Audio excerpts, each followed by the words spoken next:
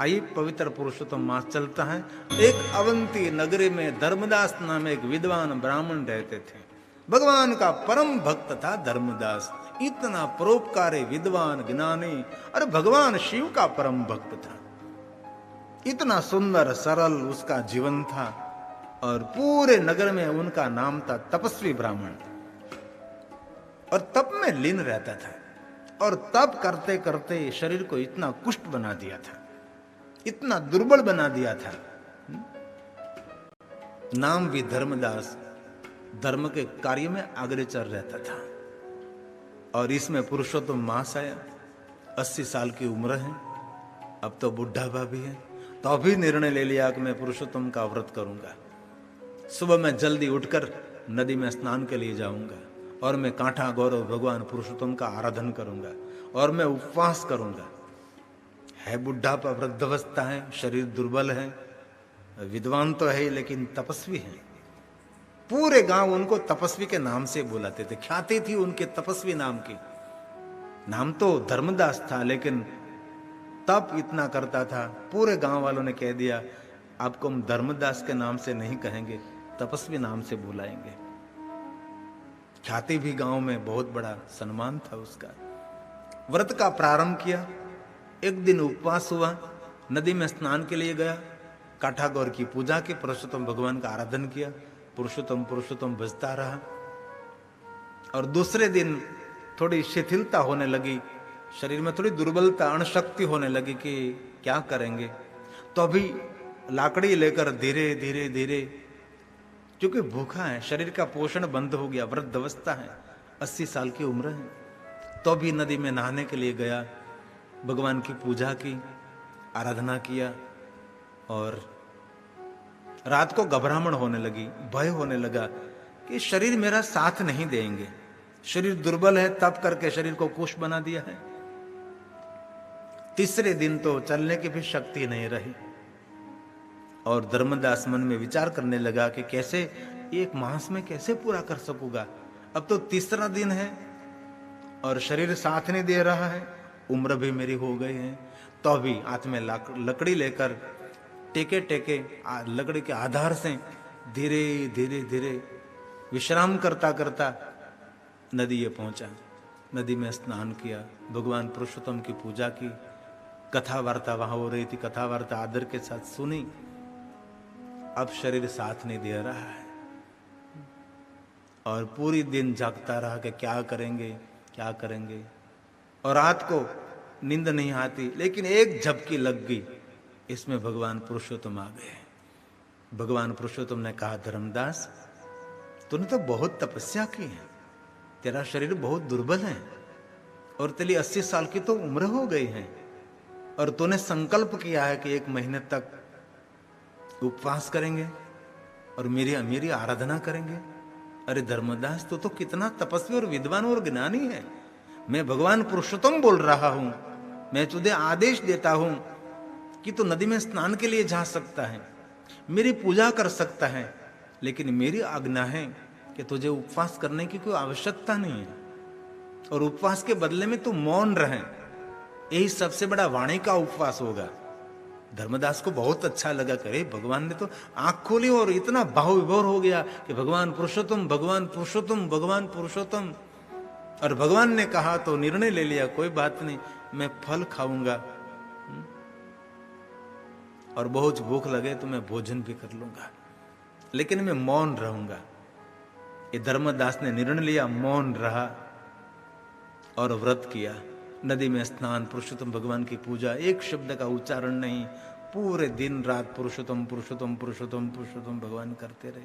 वैसे ही पुरुषोत्तम मास पूर्ण हुआ और इस धर्मदास ने 5 ब्राह्मणों को आमंत्रित किया और सुंदर भोजन कराया और ब्राह्मणों की उपस्थिति में पुस्तक का दान करके मौन छोड़ा। क्योंकि मौन छोड़ते समय का घंट का दान करना पड़ता है अथवा पुस्तक का दान करना पड़ता है, ये मौन की महिमा है। और मौन उसने छोड़ दिया। पुरुषोत्तम मास उनका पूरा हुआ, ब्रह्म भोजन करके ब्राह्मण आशीर्वाद देकर गए।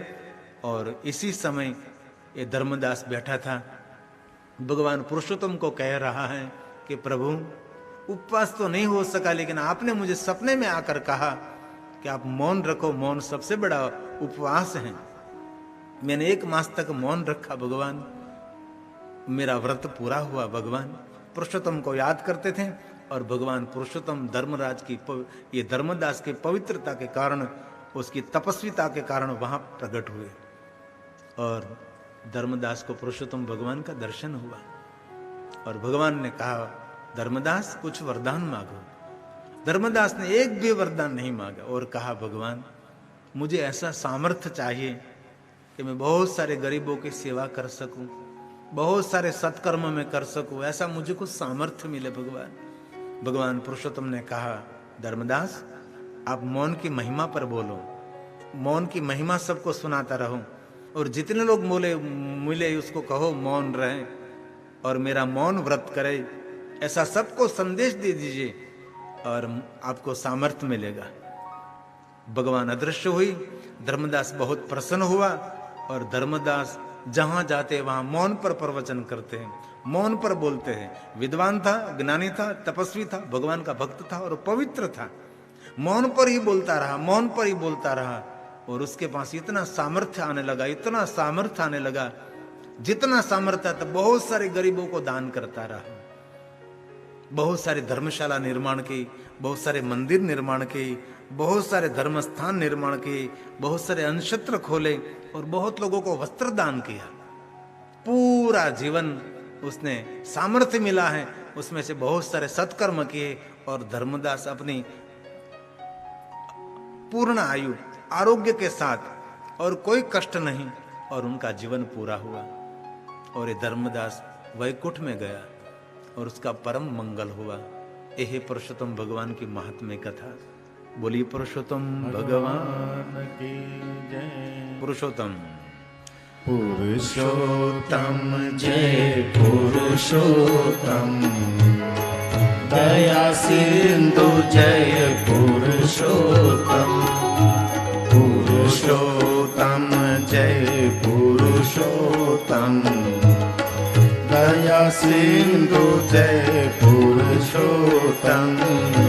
पुरुषोत्तम जय पुरुषोत्तम, दया सिंधु जय पुरुषोत्तम। गंगा नाये यमुना नाये, सब तीर्थ नाये पुरुषोत्तम। गंगा नाये यमुना नाये, सब तीर्थ नाये पुरुषोत्तम। पुरुषोत्तम जय पुरुषोत्तम, दया सिंधु जय पुरुषोत्तम। पुरुषोत्तम जय पुरुषोत्तम, दया सिंधु जय पुरुषोत्तम। गंगा नाये यमुना नाये, सब तीर्थ नाये पुरुषोत्तम। गंगा नाये यमुना नाये, सब तीर्थ नाये पुरुषोत्तम। पुरुषोत्तम जय पुरुषोत्तम, दया सिंधु जय पुरुषोत्तम।